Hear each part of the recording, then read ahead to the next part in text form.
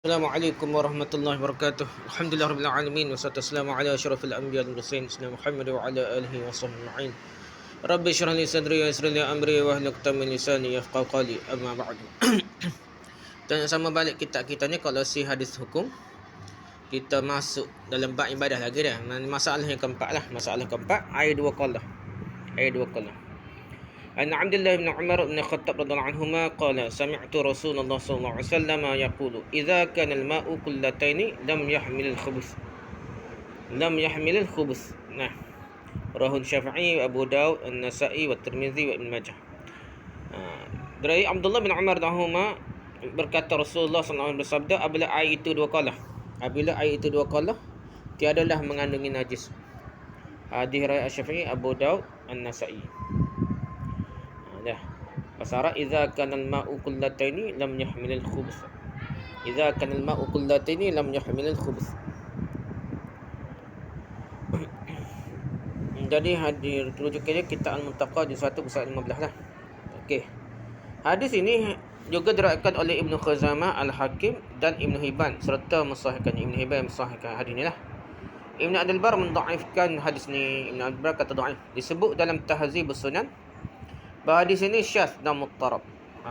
Muttarib adalah muttarab ataupun muttarib iaitu tergoncang lah, banyak bercanggah. Bercanggah ni bercanggah ni. Jadi hak mana so nak boleh pegang ni nak. Kerana itu tiadalah diambil oleh ashabus sihah, oleh Bukhari dan oleh Muslim tak ambil hadis ni sebagai hujah. Jadi ulama hadis yang hebat-hebat ni tak ambil sebagai hujah hadis dua qalah ni nak. Kata Ibn Daqiq al-Aid, hadis ini sahih menurut kaedah fuqaha. Kerana kemuttaraban berlainan-lainan lafaznya dapat dihilangkan dengan dikumpul-kumpul segala riwayatnya. Ulama fiqh dia kira tidak cara kan ketepatan riwayat hadis tu dah. Dia kata saling sokong menyokong lah guna kaedah tu dah. Walaupun lafaznya berbeza-beza, muttarib, tapi dia kira boleh lagi lah. Akan tapi aku tidak mengambil hadis ini. Ibn Daqiq al-Aid kata tak boleh buat hujah juga dah. Dia ulama fiqh tapi ulama hadis jugalah. Kerana tak ada keterangan yang dapat dipegang yang menerangkan keadaan dua qala itu. Masalah yang tak sebegini sebab keterangan dua qala itu cuma mana dah. Banyak mana tak jelas dah. Hadis ini menyatakan bahawa air yang dua qala tiada menjadi najis bila kejatuhan barang najis ke dalamnya berubah ataupun tidak berubah. Akan tapi kerana telah terjadi kepermuafakatan, sepakatlah para ahli ijtihad menetapkan kenajisan air yang berubah, maka lalu difahamkanlah bahawa air yang sampai dua qala banyaknya tidak najis jika tidak berubah. Tak berubah kan? Tak najis. Kata segala ahli tahqiq, qala itu artinya kendi. Ada juga kata dah sebesar kendi ya, bukanlah dua qala kita ni sehasta suku dah. Lepas darat 4 bucu ni dah, 3 bucu 4 bucu dah, tidak dah. Jadi qala ni ahli tahqiq kata kendi, besar kendi, kecil atau besar. Ada juga mengatakan bahawa qala itu kendi yang dapat dibawa oleh seseorang ni. Kendi yang boleh bawa kan? Kira dua qala lah dah. Ya, qala dah. Hampir segenap para ulama mazhab Syafi'i beramal dengan hadis ini. Kerana itu mereka menetapkan bahawa air yang dua qala, air yang banyak dua qala dia tidak jadi najis lah kalau tak berubah warna lah. Kalau berubah banyak pun najis juga dah. Lantaran jatuh najis ke dalamnya selama tidak berubah. Tapi jika kurang dari dua qala walaupun tidak berubah dihukum najis. Gitulah kaedahnya dah. Kata Ibn Abdul Bar dalam Tamhid ni, Tamhid kitab syarah kepada Muwatta Imam Malik lah. Ibn Abdul Bar ni syarah. Pendirian mazhab Syafi'i dalam masalah ini dhaif. Dikritik mazhab Syafi'i lah dah. Kerana hadis dua qala ini tiada dapat dipastikan berasal dari Rasulullah SAW ni. Jadi nak kata Nabi kata pun payah dhaif kata dah. Dan telah dicacat oleh kebanyakan ulama-ulama hadis. Ulama hadis kata dhaif belaka dah. Lagi pula tidak ada keterangan dari Rasul tentang kadar dua qala itu pula dah. Tak ada pula Nabi kata dua qala banyak mana dah. Kalau istizkar ni serupa dengan tamhid, semuanya susun lebih ikut bab lah dah. Istizkar dah. Ya ada ikut bab, ada ikut perawi gitu lah, lebih kurang dah. Kalau istizkar beliau berkata hadis dua qala adalah cacat.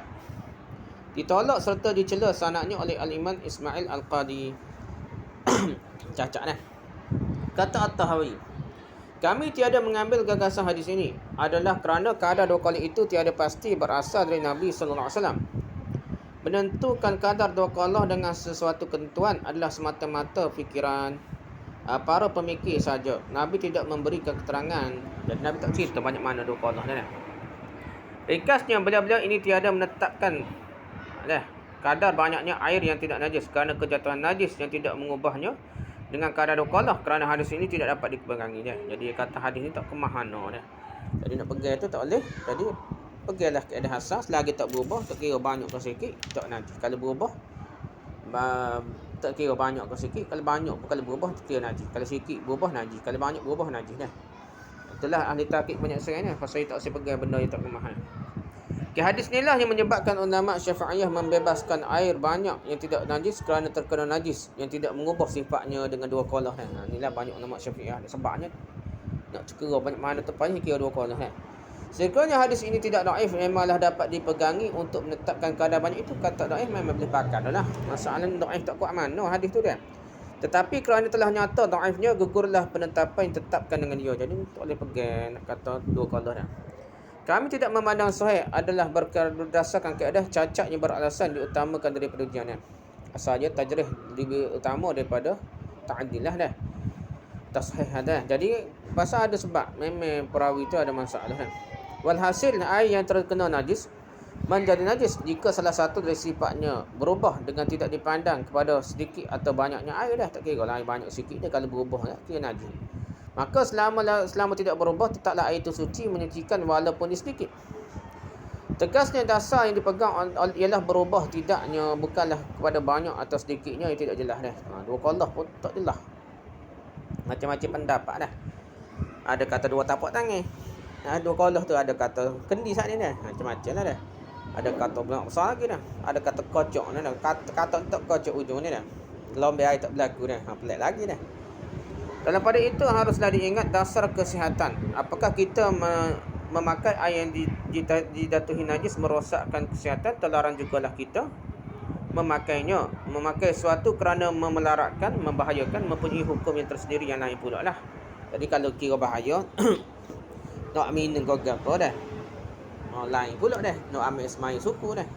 Kalau lah dia terbahaya walaupun tak berubah warna dia, tapi jadi penyakit kelek pula kita guna air dia, tak seguna gitulah keadaan dia dah. Bukanlah kira keadaan najis, tapi keadaan dia mudarat tu hukumnya perbincangan lain pula dah. Kalaupun kita pandang hadis ini sahih, tidak dapat jugalah kita mengamalkannya juga kerana kadar dua kaulah tidak dapat ditetapkan dengan keterangan syarak sendiri. Jadi agama atau hadis kalau Nabi cerita, Quran hadis tak ada cerita banyak mana yang jelas dua kaulah. Menetapkan kadar dua kaulah dengan 500 ritel, 500 kati lah, atau menurut ukuran isi 1/4 hasta dah. 1 hasta campur 1/4 hasta lagi dah. 1/4 hasta, ataupun dengan campur tolak 60 cm lebar dan dalamnya dah 60 cm 2 baris panjang tu 60 cm dah. Lepas tu kalau kita tengok baris 60 campur 60 jadi tahu tu adalah berdasar kepada hadis Musa dah. Maksudnya 216 liter lah berdasarkan hadis Musa atau berdasarkan kata-kata sahabat lebih kurang dah. Kata Ibn Munzir dari golongan Syafi'iyah, Al-Qadi Ismail dari golongan Malikiyah menetapkan kadar dua kaulah dengan kullah hijri. Yang dua kaulahnya sebanyak yang telah terangkan di atas ini adalah duga-dugaan sahaja dan sakaan-sakaan semata-mata. Jadi Ibn Munzir ni ulama besar dalam mazhab Syafi'i ya. Dan jadi Ibn Munzir dalam ulama besar dalam mazhab Syafi'i dan juga Al-Qadi Ismail dalam mazhab Maliki, dia kata duga saja, tak boleh pakai, tak boleh buat hujah lah kalau kira dah. Okey, masalah kelima pula air yang tergenang dah dan air musta'mal, air bekas, ambil air wuduk ke ambil mandi wajib dah. An Abi Hurairah radhiyallahu anhu qala inna an-nabiyya sallallahu alaihi wasallam qala la yaghtasilanna ahadukum fil ma'i daimi wa huwa junubun. Rawahu Muslim wa Ibnu Majah. Dari Abu Hurairah radhiyallahu menerangkan bahwasanya Nabi sallallahu alaihi wasallam bersabda, janganlah seseorang mandi dalam air yang tergenang, air yang bertakun duk dia di situ, tiada mengalir sedangkan dia lagi berjunubnya. La yaghtasilanna ahadukum fil ma'il daimi wa huwa junubun. La yaghtasilanna ahadukum fil ma'id daimi wa huwa junubun. Hadis Muslim Ibnu Majah. Rujuk al-Muntaqa di satu kisah Muslim. An Abi Hurairah radhiyallahu anhu qala inna an-nabiyya sallallahu alaihi wasallam qala la yabulanna ahadukum fil ma'id daimi la yaqtasilu fihi min janabatin. Rawahu Ahmad wa Abu Daud.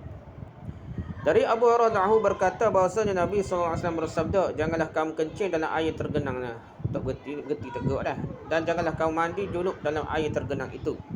Air bergeti yang tidak mengalir itu dah. Hadis Ahmad dan Abu Daud. Rujuk Al-Muttaqad 149 dah. Ada satu lagi hadis ke-8. An Abi Hurairah radhiyallahu anhu qala an-nabiy sallallahu alaihi wasallam la yabulanna ahadukum fil ma'id daimi thumma yaghtasilu fihi. Rawahu Bukhari. Dari Abu Hurairah berkata, Nabi SAW bersabda, janganlah kamu membuang air kecil, kecinglah dah. Air kecil atau kencing dalam air yang tergenang, air yang bergeti dah. Kemudian mandi pula di situ. Hadis Al-Bukhari. Rujuk Bulughul Maram di nombor 3 lah. Lepas tu hadis yang ke-9 pula, an Abi Hurairah radhiyallahu anhu qala an-nabiy sallallahu alaihi wasallam la yabulanna ahadukum fil ma'id daimi thumma yatawaddau minhu. Rawahu Tirmizi. Dari Abu Hurairah berkata, Nabi sallallahu alaihi wasallam bersabda, janganlah seseorang kamu membuang air kecil atau kencing dalam air tergenang, air berhenti dah, tegak dah, tiada mengalir, kemudian berwuduk pula di situ. Hadis At-Tirmizi. Hadis sebelum Islam yang 121. Hadis ke-6 di atas menyatakan bahawa orang yang sedang berjunub tidak dibolehkan mandi dalam air yang tenang. Air yang tidak dibolehkan orang junub mandi dengan menyelam ke dalam air tenang lah, yang tidak mengalir dah, macam kolek ke apalah.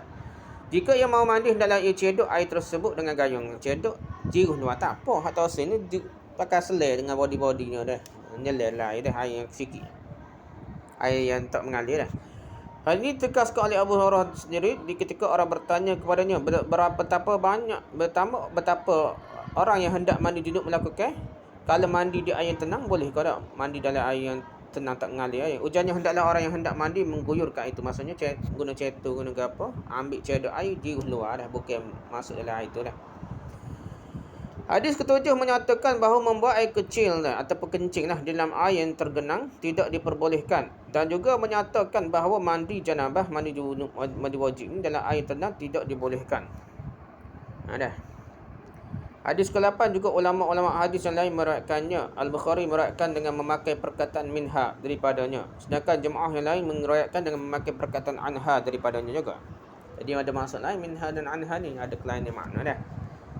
Hadis ke-9 At-Tirmizi menetapkan bahawa hadis ni hasan sahih. At-Tahawi meriwayatkan hadis ni dengan memakai tambahan atau ia minum daripadanya. Ada tambahan pula dalam Tahawi ni. Terdapat dalam kitab Sahih Ibn Hibban dan Al-Bahaqi ya, serupa ni lah. Semua lafaz ucapan ini dipandang sahih oleh para ahli hadis. Makin macam dua qalah dia. Dua qalah tu ramai kata dhaif. Ni ramai kata sahih ya. Dan perbezaan itu menghasilkan beberapa petunjuk lah. Para ulama berkata orang tidak boleh mempergunakan air yang telah dikencinginya untuk keperluan taharah, kerana demikian adalah sebagai satu penghardikan, penghinaan baginya lah. Dah kecil situ, ambil asmaya cuci situ dah. Jadi hina lah dah, bodoh kita kata dah. Orang lain yang tidak mengkencingi tetap dibolehkan bersuci dengan air itu selama air itu tidak berubah. Ada ulama kata gitu dah. Wallahi pun tak tahu tak tahu kecil. Tapi kalau dia sendiri kecil, dia juga ambil semaya, nampak menang dah, tolong dia dah. Tapi kalau orang lain tak tahu, gana dah. Tu kata setengah lama kata dimaafkan lah. Tapi mana pun tak boleh. Kalau tahu tak tahu tak nak gana dah. Juga orang itu sendiri boleh memakai itu untuk keperluan yang lain dari wuduk, mandi dan minum sekalipun, menurut riwayat At-Tahawi lah. At-Tahawi kata boleh lah. Kata An-Nawawi, Imam Nawawi lah, larangan kecil air tergenang bersifat haram jika air itu sedikit, dan bersifat makruh jika air itu banyak. Dah mana pun kalau banyak pun tetap makruh kan. Kata sebagian ulama fiqh, orang yang berjunub dilarang menyelam ke dalam air yang tenang adalah kerana jika ia menyelam ke dalamnya, air itu jadi musta'mal, air bekas terpakai dah. Ni ada perbahasan pula. Apa hak lagi-lagi mandi dengan air junub ni, bukan mandi air sikit kita jiruh guna cetu. Hak masalah air sikit tenang yang kita masuk dalam air tu dah. Tu hak ada lagi dah. Sebab apa? Ada kata air musta'mal, ada kata, ada ulama kata. Ulama lain tak kata gitu dah. Tak apalah, ni kata gitu. Air bekas pakai musta'mal tidak boleh dipakai lagi buat bertaharah untuk bersuci benda lain lah, kerana menjijikkan dan dikira kotor lah. Dalam pada itu larangan di sini dikhususkan sahaja dengan air yang kurang dari 2 qalah. Hak kata tak boleh Solat tu dua kala, kalau air besar kala luah tu boleh dah. Nah.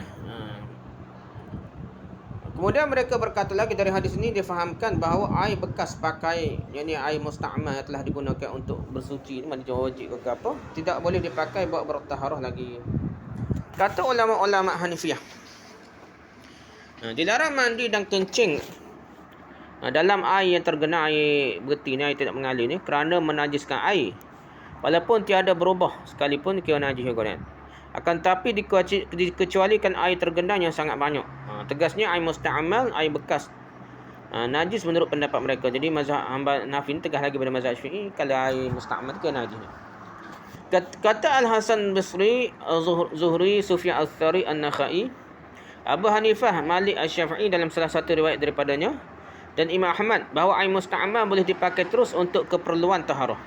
Ini pendapat awal Syafi'i lah, salah satu pendapat Qadim ke apa tahulah. Dia kata air musta'mal tak ada masalah dah. Tak ada, tak boleh guna lagi dah.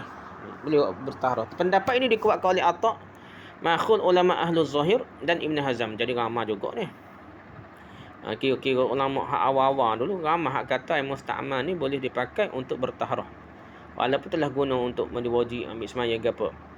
Para ulama sepakat mengecualikan air yang sangat banyak dari hukum ini. Kalau air banyak tak ada masalah. Dah, macam kalau besar kita ambil semaya muka kita jatuh semula air musta'mal ke apa, tak ada masalah sikit abuk dah. Yang ketiga, hukum yang ditunjuki ini ialah tidak boleh mandi junub dalam air yang tergenang. Air yang bertilah tidak mengalir, tidak boleh kita mengencingi, kencing lah. Buat air kecil, air yang tergenang dah. Tidak boleh berwuduk dan mandi dengan air yang telah dikencingi dah. Hukum ini semuanya berlaku terhadap orang yang mengencingi. Orang dia dikencing, dia di sini ambil semaya. Terhadap orang lain yang tidak mengencingi tidaklah berlaku selama air itu tidak berubah oleh kencing itu dah. Orang lain tak tahu kau apa, tak apalah. Kalau ikut ni tahu pun tak apa dah. Tapi kalau kira kau tak sedap waswah lah orang lain ni, orang hak tu je waswah ni. Air musta'mal, perbahasan air musta'mal. Kita boleh memakainya seperti yang telah ditegaskan oleh Hasan Basri tadi lah. Berdasarkan keterangan-keterangan yang di bawah ini. Inilah kalau orang nak menyakit waswah, air musta'mal ni boleh baca kitab-kitab ni, perbahasan ulama semua ni, supaya tidak terlajak waswah dalam bab air musta'mal dah. Setengah tu kan, lepas najis sungguh ni. Mazhab kita tak kata najis, tak boleh guna je. Tapi mazhab Hanafi kalau kata ada ulama yang kata najis, tiba kita lebih daripada mazhab Syafi'i, kepada mazhab Hanafi, dan lebih daripada mazhab Hanafi setengah tu dah. Mecik ke baju pergi najis, berat tu dah. Bahawa Rasulullah SAW telah mengusap kepalanya dengan air yang masih tinggal di tangannya dah. Dan air dipakai buat membasuh tangannya. Jadi basuh tangan sudah, air ada lebih-lebih tu, dia ambil air tu, dia gosok kepala dia dah. Usap kepala dia. Hadis ini diriwayatkan oleh Abu Daud dari Sufyan Ats-Tsauri, hadis sahih dah.